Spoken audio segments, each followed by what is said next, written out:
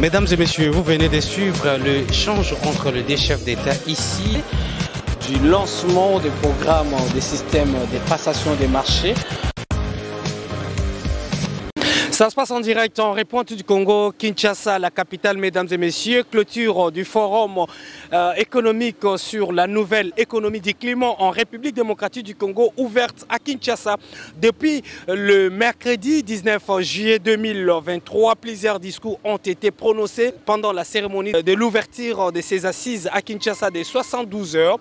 Beaucoup des experts dans le domaine environnemental, la République démocratique du Congo détient parmi les grands pays au monde qui touche le poumon sur la gestion des climats à travers le monde. Après Brésil, Indonésie, la République démocratique du Congo occupe troisième place. Comme vous le savez, mesdames et messieurs, les désastres qui sévissent maintenant à travers les continents européens, mais également américains, mesdames et messieurs, fait rage suite à la destruction du climat par le pollueur de la planète, mesdames et messieurs. C'est la raison également de ces forums ici sur la gestion des climats basés sur les conditions environnementales.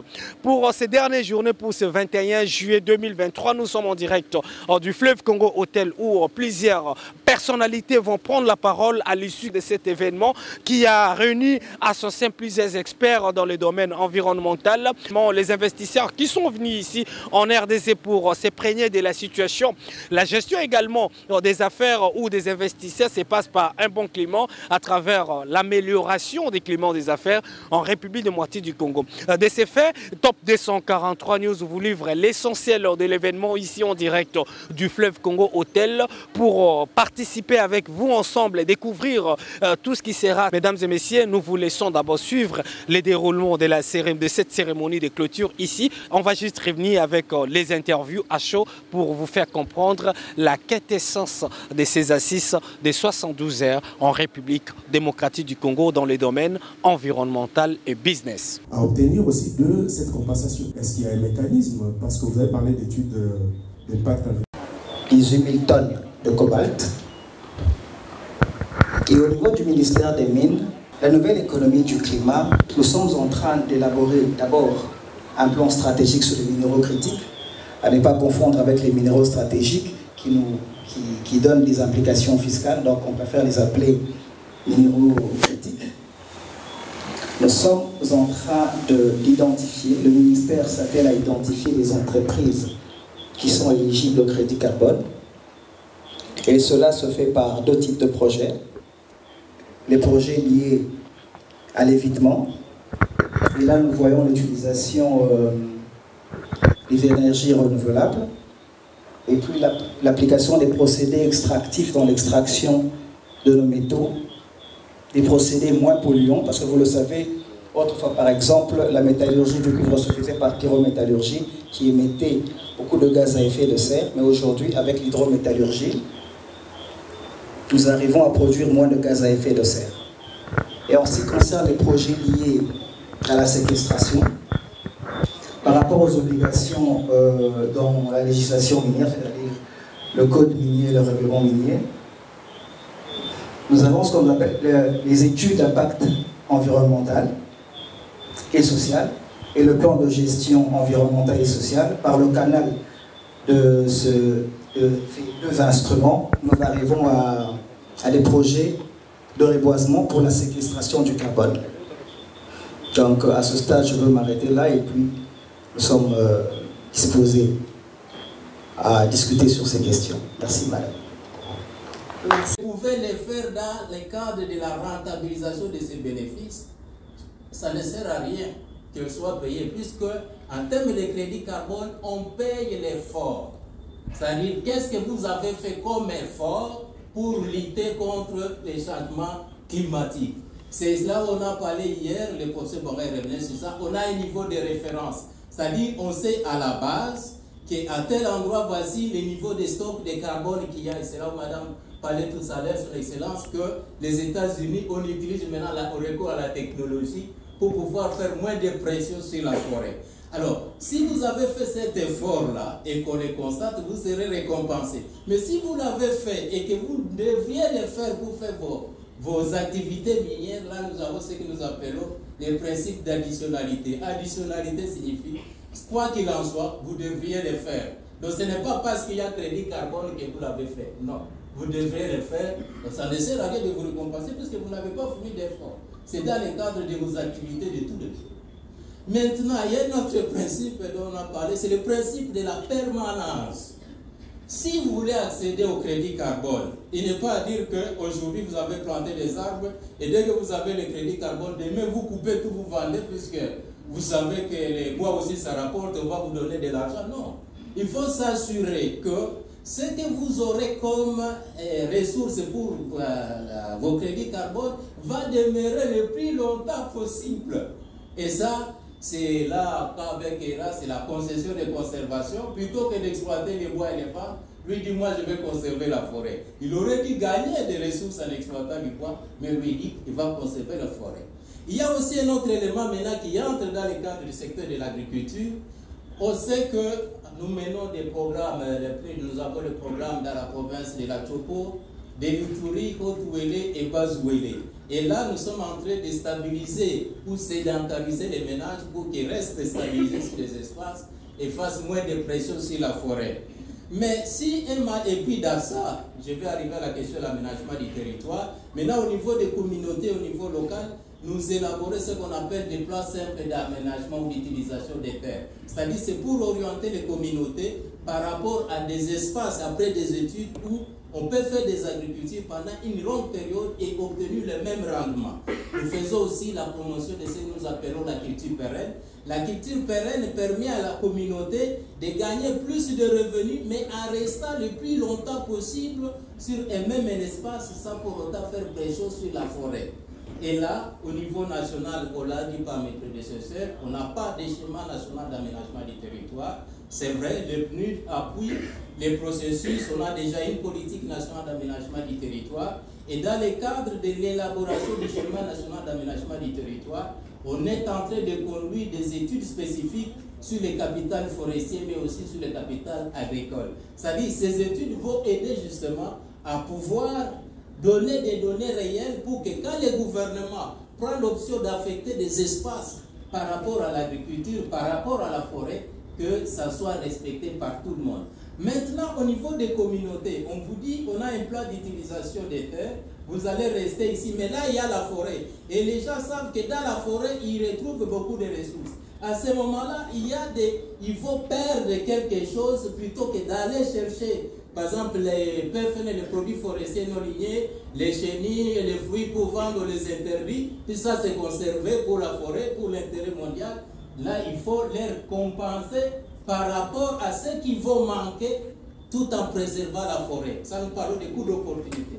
À ce moment-là, là, il y a des fonds aussi qu'on met en place pour aider ces communautés dans le cadre de ce qu'on appelle les paiements pour services environnementaux. Ça sont des volets que nous sommes en train d'expérimenter au niveau de la province, je parlais des 4 provinces, Chopo, Ituri, Haut-Ouélé et Bas-Ouélé.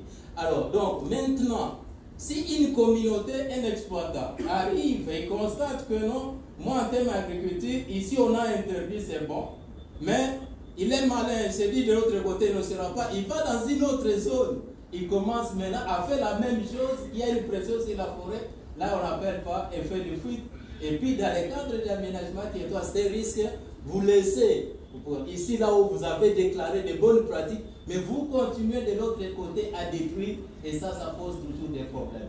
Donc il y a cet effort. Maintenant, au niveau de la RDC, en termes de revenir sur le marché carbone, on a les marchés volontaires, mais aussi on a les marchés réglementés qui est encadré par l'accord de Paris, notamment l'article 6.2.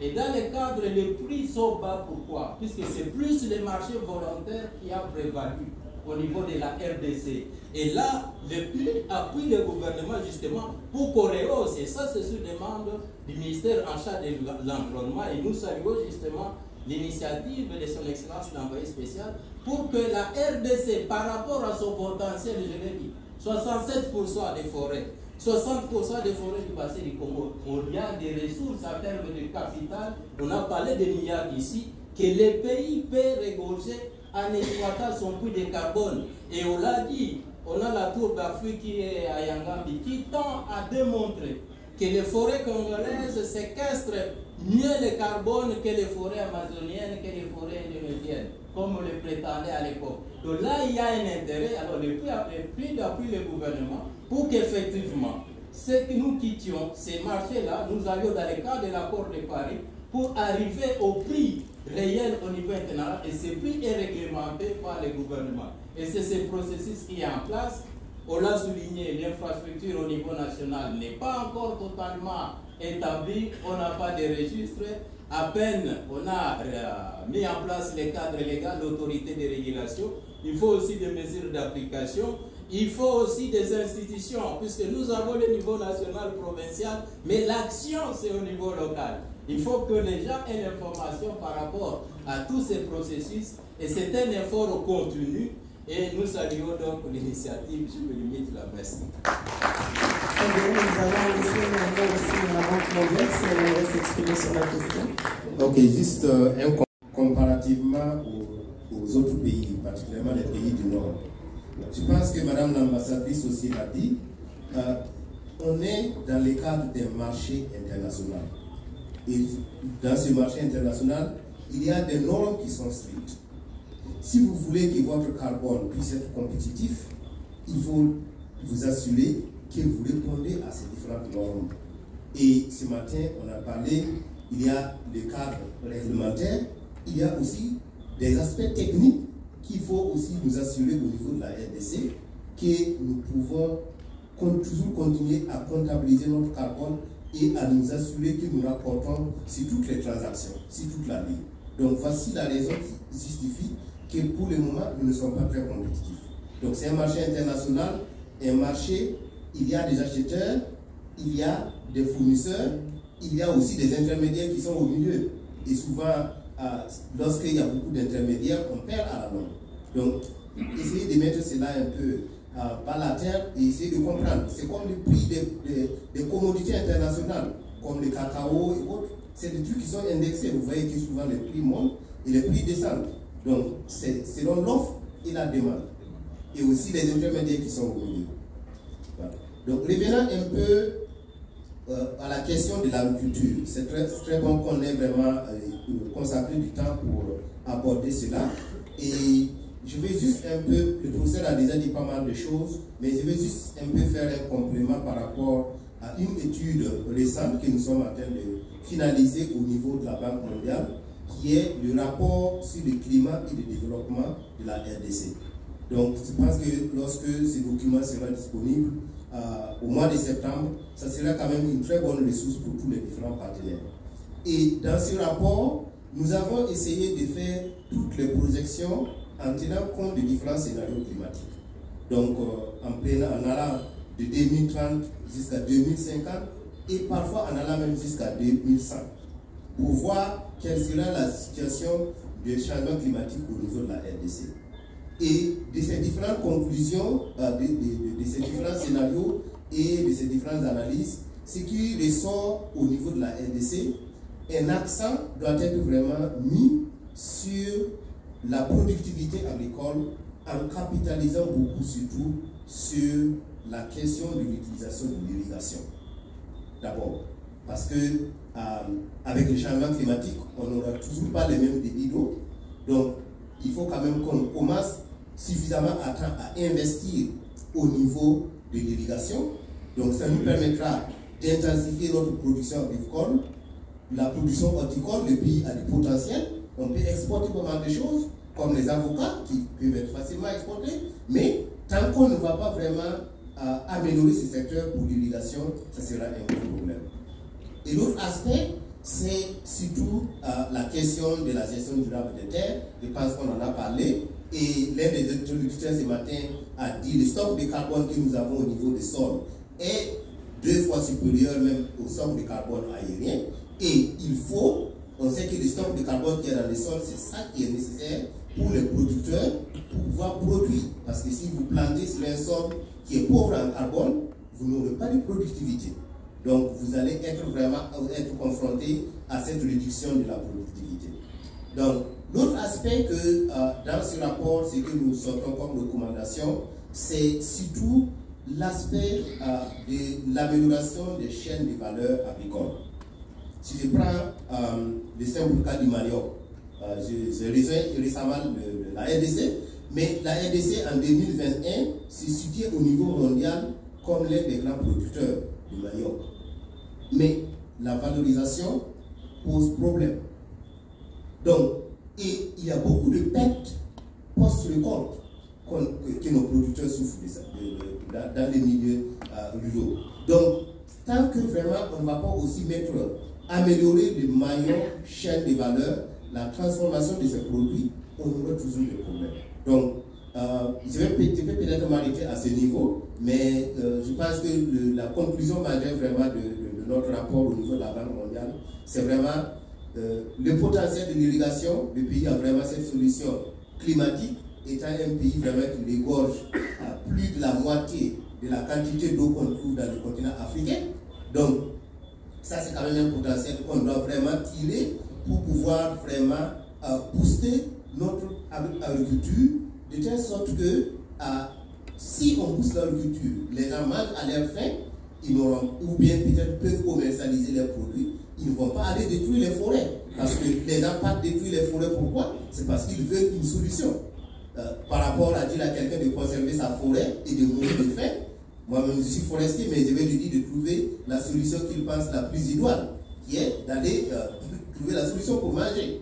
Donc, essayons tout d'abord vraiment de voir comment au niveau de la RDC, si on veut vraiment arriver un jour à continuer toujours à vendre nos crédits carbone, je pense que l'aspect sur l'intensification agricole doit être de mise. Et les différentes techniques sont là. On a de l'expertise dans le pays, on a des institutions de recherche qui ont produit vraiment, même si c'est des résultats au niveau des stations, qui peuvent être valorisés, mis à l'échelle vraiment pour booster notre secteur agricole au niveau de ce pays-là. Merci. Merci beaucoup. Je pense que nous pouvons vraiment applaudir pour tous nos panélistes et pour... On a eu la chance d'avoir un micro qui marchait à l'époque. Pour dire que, effectivement, après ici, vous avez reçu nos brochures. Nous sommes en ligne, nous sommes sur Google, on n'a pas de Google ici. Il y a nos coordonnées, il y a nos numéros, vous pouvez nous contacter pour qu'on puisse continuer le dialogue et savoir quand on fera le suivi. Donc ici nous avons eu ces cadres généraux de discussion, comme on a dit le travail, comme même Madame l'ambassadeur l'a dit, qu'après ici c'est le vrai travail qui commence. Donc nous comptons encore sur vous, nous travaillons avec la FEC, c'est aussi une voie pour vous d'aller à la FEC, discuter avec eux, comme ça eux vont essayer de faire un cadre d'affaires congolais qui vont être alignés pour accompagner le président à Dubaï et pour changer leur modèle d'affaires ou susciter les modèles de crédit carbone. C'est aussi pareil pour les autochtones, donc passer par la FEC, passer par nous travaillons déjà avec la société civile. Moi-même je suis dans le climat depuis plus de 2 ans au niveau de la présidence, je travaille beaucoup avec le secteur privé. J'aime beaucoup avec les autochtones, donc ils sont dans mon cabinet occulte d'expertise et de travail. À chaque fois qu'on a de séances, ils sont là, ils travaillent avec nous. Donc nous sommes ouverts, nous sommes très accessibles parce que ce n'est que par cette façon qu'on voit les choses de l'État. Si on nous met sous nos protocoles et nous allons avoir tous les beaux discours, tous les grands politiciens et tous les grands ministres et tous les grands ambassadeurs, mais nous allons rater la vérité qui est toujours chez les experts.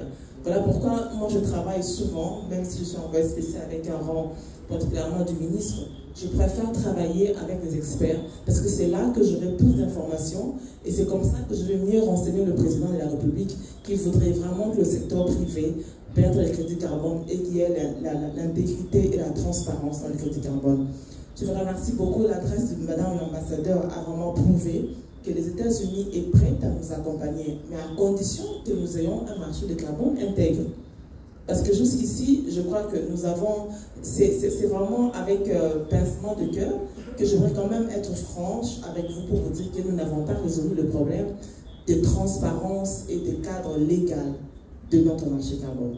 Alors nous ne pouvons pas à ce niveau blâmer les autres pays qui ne respectent pas l'engagement parce qu'ils ont des compagnies qui ont des compliance, qui ont des règles à respecter dans le monde, qui ont la transparence à respecter. Mais s'ils ne savent pas que le chef coutumier qui a promis de garder 100 000 hectares va encore vendre un mois après à un autre, ils ne pourront pas venir parce qu'ils ne pourront pas le justifier dans leur pays pour expliquer qu'ils sont dans la transparence.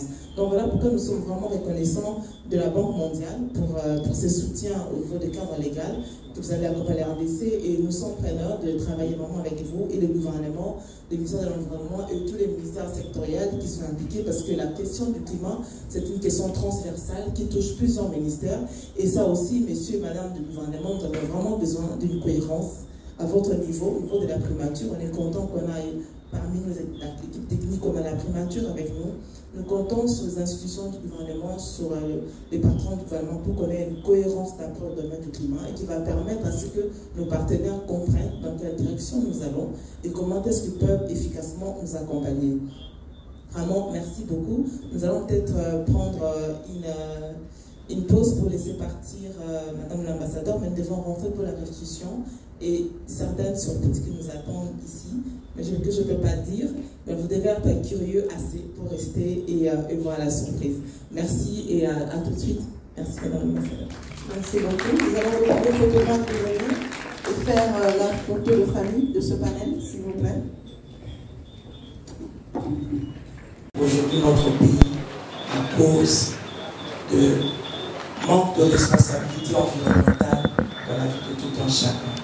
Alors, nous bénissons le Seigneur et nous promettons de bien faire ce travail. Merci beaucoup.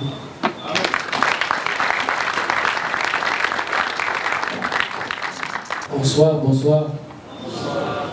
En tout cas, merci beaucoup à l'organisation déjà pour cet honneur. Merci à notre chef de l'État pour l'initiative. Merci aussi à Madame l'envoyée spéciale qui a pensé à nous et qui a pensé à l'importance de notre voix en tant qu'ambassadeur pour encore amplifier le niveau de visibilité par rapport à ce message qui est très important. Et honnêtement,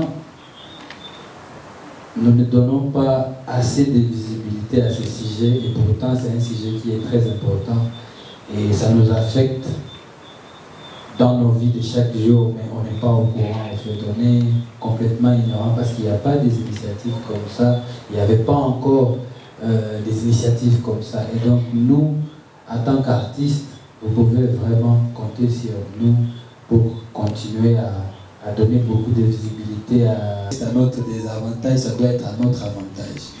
Donc c'est une lourde responsabilité de continuer à protéger cet environnement, mais aussi continuer à profiter de ces bénédictions que Dieu nous a données gratuitement. Donc merci beaucoup. Pour finir encore, merci infiniment à notre chef de l'État pour l'initiative. Merci à toute l'organisation, merci à toutes ces personnes qui croient en cette vision et à tous les partenaires que j'ai vu bien affichés. Donc merci à vous tous et que Dieu vous bénisse. Comme notre modérateur l'a dit, il y aura désormais avant et l'après forum. Ce forum nous a donné l'occasion de connaître les enjeux qu'il y avait. Ce forum a réveillé nos consciences d'une manière ou d'une autre. Et ce forum va déterminer notre vie de tous les jours après cette soirée. Nous avons un chef de l'État qui est visionnaire. Nous avons la chance d'avoir un président qui est aux côtés de son peuple, qui connaît la vision et qui précède en fait les événements pour que nous ne puissions pas continuer à être un peuple esclave. Être esclave, ce n'est pas seulement porter des chaînes. Être esclave, c'est être pauvre, parce que la liberté, c'est le pouvoir d'achat. Nous sommes des libéraux. À chaque fois que vous ne pouvez pas acheter un pain à votre enfant, vous êtes esclave, parce que vous n'avez pas de moyens, vous avez les mains liées. Alors que nous avons toutes les ressources possibles pour que nous puissions développer notre pays, que ce soit dans les mines ou que ce soit dans des forêts. La forêt, nos forêts, notre condition géographique, comme nos artistes nous ont dit, c'est une bénédiction divines des dieux qui nous ont donnés gratuitement. Et nous pouvons les convertir en monnaie pour que nous puissions développer nos vies et quitter cet esprit de dépendance et d'esclavagisme, de manque et de sous-développement. Le climat ne va pas développer uniquement les grandes villes. Le climat va surtout développer les communautés. Et nous voulons vraiment que nos chefs coutumiers, nos autorités, nos autochtones se réveillent aussi dans un esprit d'entrepreneuriat, dans un esprit de changement et de libéralisme économique. Et c'est comme ça que nous allons changer le monde, en changeant nos communautés, en changeant nos villages, et enfin en ayant des infrastructures durables. Le président de la République va créer le fonds d'investissement pour la nouvelle économie du climat. Ça sera un fonds ambitieux qui ne parlera plus d'aide au développement. Ça sera un fonds qui parlera de partenariat gagnant-gagnant dans le domaine du climat. Nous avons cette chance d'avoir le président qui a une vision et qui nous précède. Parce que les forêts, le climat, ce n'est pas seulement pour nous, c'est pour les générations à venir. Le président voudrait faire de la lutte contre le changement climatique au Congo, pas comme que ça ne soit plus leader dans le climat. Si nous ne savons pas faire le lobby dans le secteur que nous avons, personne ne sera au courant. Aujourd'hui, nous avons des pays africains qui sont plus avancés que nous en termes de lobby sur le climat, parce qu'ils font le lobby et ils savent comment réclamer leurs droits. Mais nous, ici, en RDC, nous semblons laisser encore ces trains passer. Si nous ne prenons pas ces trains maintenant, aujourd'hui, ce soir, je crois que nous allons perdre encore toute une génération de développement que nous devions profiter, comme nous l'avons fait avec les mines à l'époque de la colonisation. Nous voulons vraiment que la vision est du chef de l'État, mais l'accomplissement nous appartient. Le secteur privé, réveillons-nous, disciplinons-nous, soyons corporels, ayons cette culture de travail, cette culture de foncer et de ne pas s'arrêter devant un obstacle quelconque pour que nous puissions arriver à bénéficier des fonds carbone. Ce n'est pas une aide internationale, c'est un droit qui revient à chaque Congolais parce qu'il est né au Congo, il est Congolais, il y a des forêts qui absorbent les gaz carbone dans le monde entier. Nous remercions tous nos partenaires, le PNUD de la Banque mondiale, nous avons eu la Probanque, nous avons eu les ambassadeurs, les partenaires de groupe JBEC, qui sont les groupes bailleurs, interbailleurs dans le fonds de l'environnement et du climat. Nous avons eu l'accompagnement du membre du gouvernement, du Premier ministre qui est venu inaugurer. Nous avons vu l'engouement de chaque ministre sectoriel. Nous avons eu tous les secteurs clés du gouvernement dans ces forums. Cela prouve à suffisance l'importance que ces pays, que le président a soufflé, l'impulsion qu'il a soufflé et que le gouvernement est en train de porter. C'est vous, secteur privé, qui gonfle le budget de l'État. C'est vous par rapport aux impôts, par rapport à vos croissances. Et vous avez maintenant l'opportunité de faire des affaires, de gonfler vos chiffres d'affaires par rapport au fonds climat pour que vous puissiez en fait encore agrandir votre business et nous payer à l'État pour que l'État puisse faire ses fonctions régaliennes et plus spécifiquement de la sécurité. Nos ambassadeurs, nous allons travailler vraiment avec eux, nous sommes nous vous remercions beaucoup, Maman Lambongo, Inance B, d'être là parce que vous êtes plus écoutés, peut-être même plus écoutés que le président lui-même dans certains milieux parce que les gens ne suivent pas tout le discours de l'État, mais ils écoutent la musique. Alors c'est à vous vraiment que nous comptons sur vous pour porter cette nouvelle vision que le chef de l'État voudrait dans la nouvelle économie du climat. Et nous vous remercions d'être là, mais surtout la participation de chacun de vous. Nous ne voulons pas que ça s'arrête ici, à ces mots de clôture. Nous voulons que cela vous accompagne dans votre esprit, dans votre façon d'agir, dans votre façon de travailler et dans votre détermination à réussir et à donner à la RDC, aux enfants du Congo, aux générations futures, ce qu'ils désirent, ce qu'ils méritent vraiment le domaine du climat. Par ces mots, je déclare que ce forum est clos et je vous remercie. C'est important, c'est une question très importante pour nous. D'abord parce que ce forum sur l'économie nouvelle du climat met en lumière toutes les questions importantes d'aujourd'hui.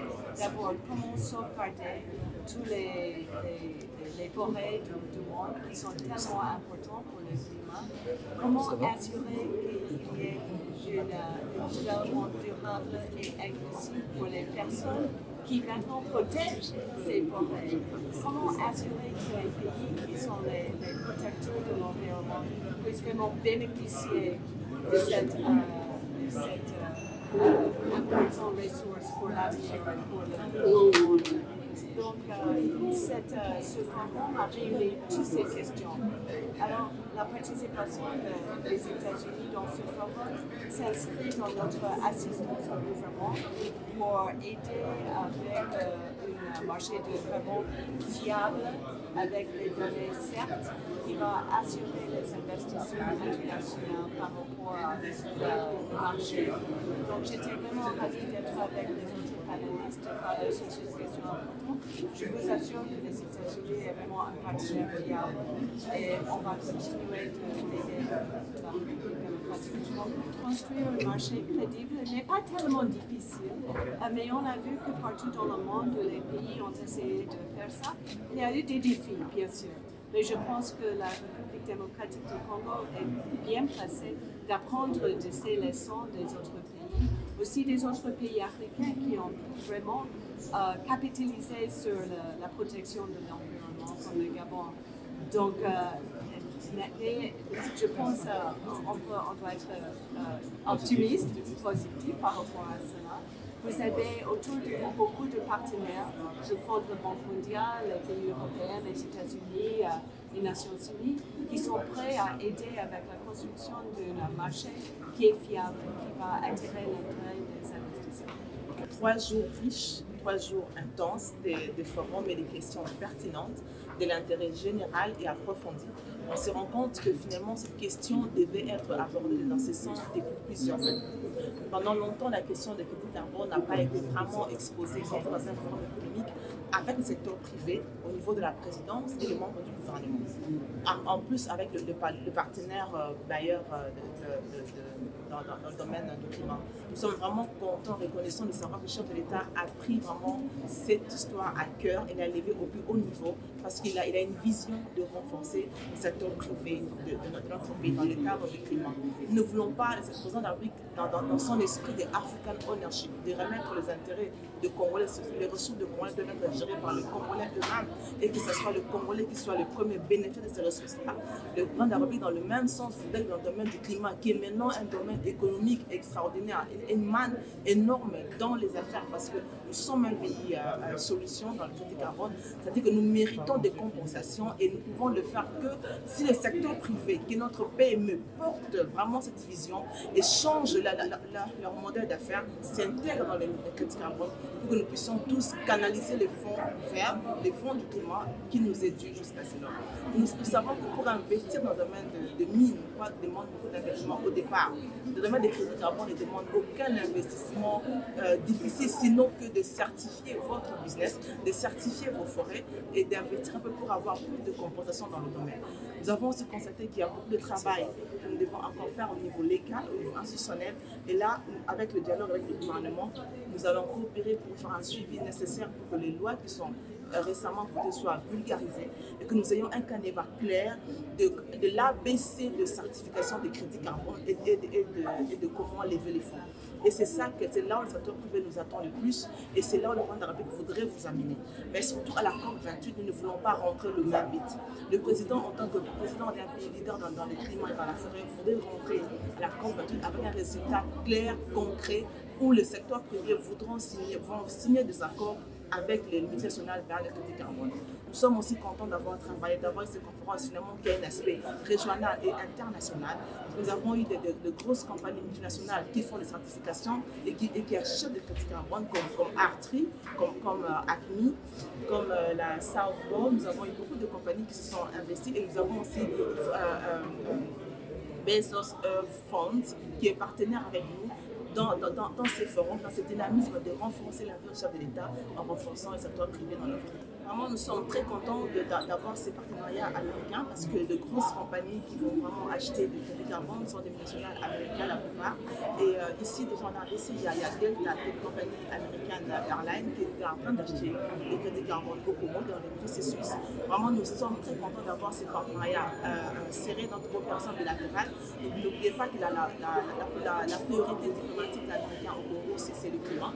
Nous avons eu des visites de John Kerry ici, nous avons eu des visites du secrétaire général Blinken, qui ont mis l'accent sur le climat en RDC et nous sommes contents qu'ils sont compris que nous sommes tous dans un même bateau pour sauver le monde. Nous devons tous se mettre la main dans la main, eux pour innover, mais aussi pour compenser dans notre pays, pour que nous puissions développer nos communautés, amener des projets ambitieux et durables, de développement durable et climatique comme un héritage de notre ressource du climat. Les résolutions sont vraiment simples. D'abord, nous devons continuer ce dialogue en renforçant le secteur privé, en créant la cohérence entre le monde, vraiment dans un domaine qui est transversal, qui est multisectoriel, et surtout vulgariser l'ABC, comme je l'ai dit, vulgariser les processus de certification, vulgariser cela au niveau du secteur privé pour qu'ils soient au courant de comment ils peuvent pénétrer le marché du carbone qui est vraiment indu pour nous et que nous ne voulons pas rater ce train comme nous l'avons fait avec le mine au départ. Tout commence bien, finit bien, mesdames et messieurs. Clôture de ces assises des 72 heures en République démocratique du Congo sur la gestion des environnements par le climat des affaires à travers l'économie. Vous avez également suivi les différentes prises de parole par les personnalités politiques ici et d'ailleurs sur le déroulement de ces assises à Kinshasa. Comment générer quand même de l'argent à travers notre climat des affaires par le bassin des tourbières qui couvrent la planète sur les questions climatiques. Mesdames et messieurs, vous avez eu le temps de suivre Ouverte à Kinshasa depuis le mercredi 19 juillet 2023. Nous venons également ici en direct du fleuve Congo Hôtel couvrir cet événement avec les personnalités qui venaient de partout ailleurs, mais également les panélistes qui ont pris la parole pour clôturer cet événement ici. Merci pour votre attention. Au cours quand même de ces échanges, vous avez suivi la prise de parole par l'ambassadrice des USA en République démocratique du Congo, le représentant du chef de l'État sur le climat des affaires en RDC, Madame Stéphanie Mbombo, qui a pris également la parole. Vous avez également suivi cette actualité par un communiqué qui a sanctionné ces assises des 3 jours à travers le monde et plus précisément dans le monde environnemental et climatique, en passant par le business comme je l'ai annoncé dans cet événement ici en direct. Restez connectés et plus d'informations sur le groupe média Top 243 News, mais également www.top243news.com. Nous avons été assurés sur le plan audiovisuel par Shadrach Ginsala qui nous a assisté techniquement et sur la réalisation de ce nouveau numéro d'actualité des savants au week-end, c'est vendredi 21 juillet 2023. Restez connectés sur votre groupe média et pour obtenir toute l'actualité d'ici et d'ailleurs. À très bientôt dans un nouveau numéro d'actualité. Pour vous informer de l'essentiel de l'actualité en République démocratique du Congo, il vous suffit de vous abonner sur Top 243 News TV, également nous lire sur www.top243news.com. Au nom de toute la rédaction, nous vous remercions.